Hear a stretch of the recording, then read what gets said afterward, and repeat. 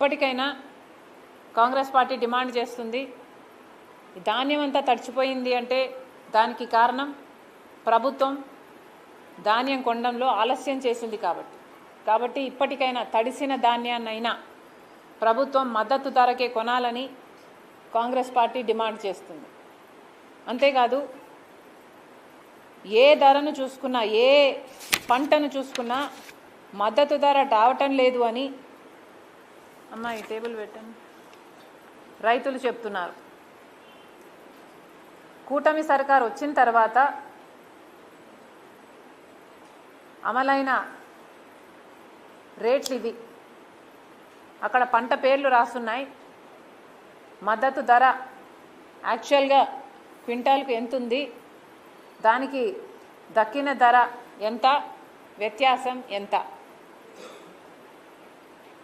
ఇవి అన్నీ న్యూస్ ఏజెన్సీలు అయితేనేమి, లేకపోతే మేము చేసిన రీసెర్చ్ అయితేనేమి, రైతుల ద్వారా కలెక్ట్ చేసుకున్న డాటాతో క్రియేట్ చేసిన టేబుల్ ఇది ఈరోజు వాస్తవం. ఇది మేమేదో సృష్టించి చెప్పటం లేదు. ప్రభుత్వం దీన్ని చూసి కళ్ళు తెరిస్తే రైతుల దగ్గర మీరు పడిపోకుండా ఉంటారు. రైతులకు మీరు ఇచ్చిన మాట నిలబెట్టుకోవాలి అంటే రైతులకి జరుగుతున్న ఈ అన్యాయాన్ని కూడా మీరు గమనించి సరి చేసుకోవాల్సిన అవసరం ఉంది. మొన్న అచ్చెన్నాయుడు గారు ఈ ప్రెస్ స్టేట్మెంట్ ఇచ్చారు. ఇది కూడా అక్కడ ఉంటే పెట్టు. ఈ ప్రెస్ స్టేట్మెంట్ ఇచ్చారు.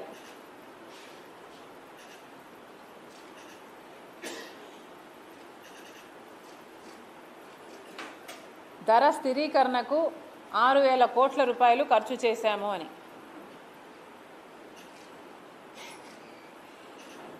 ఇది నిజంగానే అచ్చెన్నాయుడు గారు నిజమని అనుకోమంటున్నారా?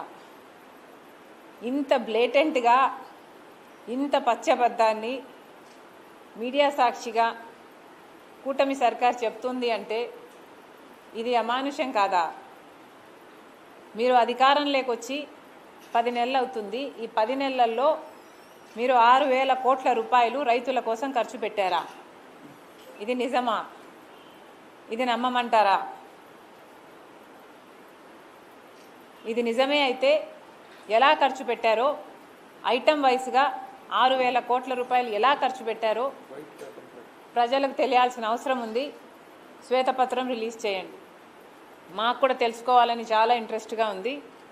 రైతుల కోసం మీరు ఎలా ఖర్చు పెట్టారో కూటమి సర్కార్ని కాంగ్రెస్ పార్టీ ఛాలెంజ్ చేస్తుంది.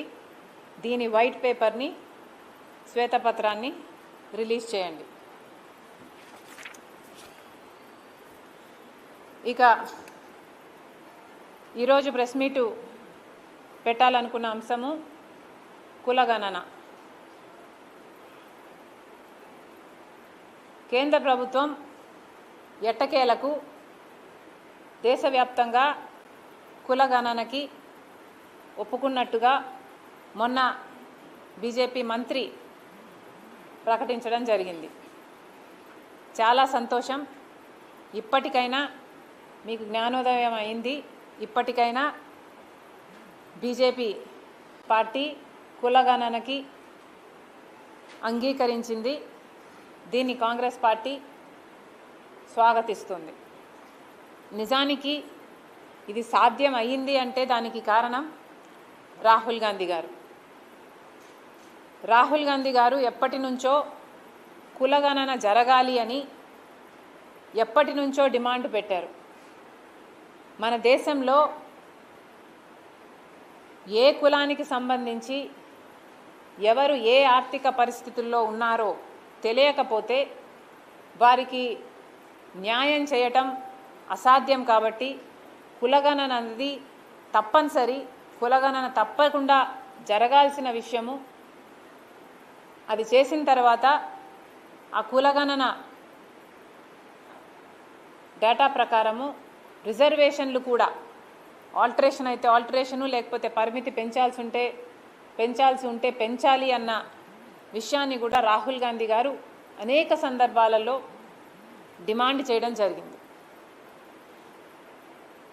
ఈరోజు బీజేపీ పార్టీ తల వంచి కులగణనకి అంగీకరించింది అంటే దానికి కారణం రాహుల్ గాంధీ గారు చేసిన పోరాటం. ఈ క్రెడిట్ మొత్తము పూర్తిగా కాంగ్రెస్ పార్టీకే చెందుతుంది, ఎవరు అవునన్నా ఎవరు కాదన్నా.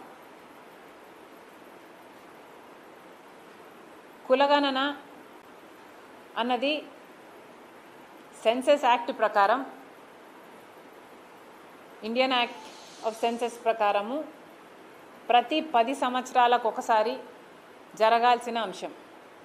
మనకు ఇండిపెండెంట్ ఇండియా అయిన తర్వాత 1951లో మొదలుపెట్టారు, తర్వాత 1961లో చేశారు, 1971లో చేశారు, 1981లో చేశారు, 1991లో చేశారు, 2001లో చేశారు, 2011లో కూడా చేశారు. 2021లో మాత్రం చేయలేదు, థ్యాంక్స్ టు బీజేపీ గవర్నమెంట్. ఆ రికార్డుని, ఆ ప్రక్రియని భగ్నం చేసిన వాడు మోడీ గారు. 2011లో జరగాల్సిన జనగణన సెన్సెస్ ఇంతవరకు జరగనే లేదు. కారణం మోడీకే తెలియాలి. ఇంతవరకు కాలయాపన చేశారు. కానీ ఇప్పుడైనా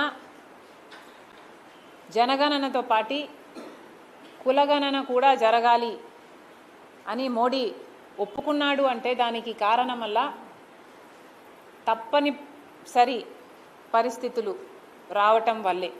నిజానికి బీజేపీ పార్టీ మోడీ గారికి కులగణన చేయటం వాళ్ళ సిద్ధాంతానికి వ్యతిరేకం. బీజేపీ పార్టీ ఒక మతతత్వ పార్టీ, మతం పేరు చెప్పే రాజకీయాలు చేయడం బీజేపీకి సిద్ధాంతం. ఇదే బీజేపీ చేసింది. గోద్రా తర్వాత అయినా లేకపోతే మణిపూర్లో అయినా ఏదైనా ఎక్కడ చూసుకున్నా కూడా మత కల్లోహాలకు కారణం బీజేపీ పార్టీ.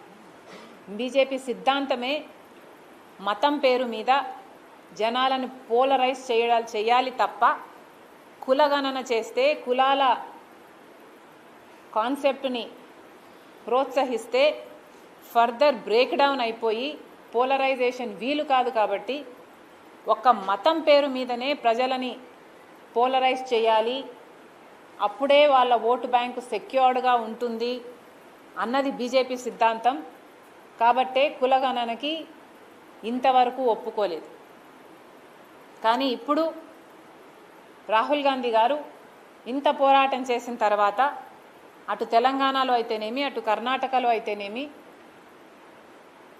కాంగ్రెస్ పార్టీ అధికారంలోకి వచ్చింది కాబట్టి ఆ స్టేట్స్లో ఆ స్టేట్ గవర్నమెంట్స్ రన్ చేస్తున్నది కాంగ్రెస్ పార్టీ కాబట్టి కాంగ్రెస్ పార్టీ నాయకుడిగా రాహుల్ గాంధీ సందేశం మేరకు అక్కడ కులగణన చేపట్టారు.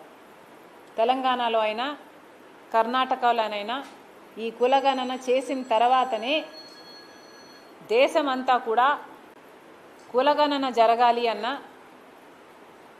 డిమాండ్ వచ్చింది. ఎందుకంటే తెలంగాణలో కర్ణాటకలో కులగణన చేసినందుకు కాంగ్రెస్ పార్టీకి మద్దతు వచ్చింది కాబట్టి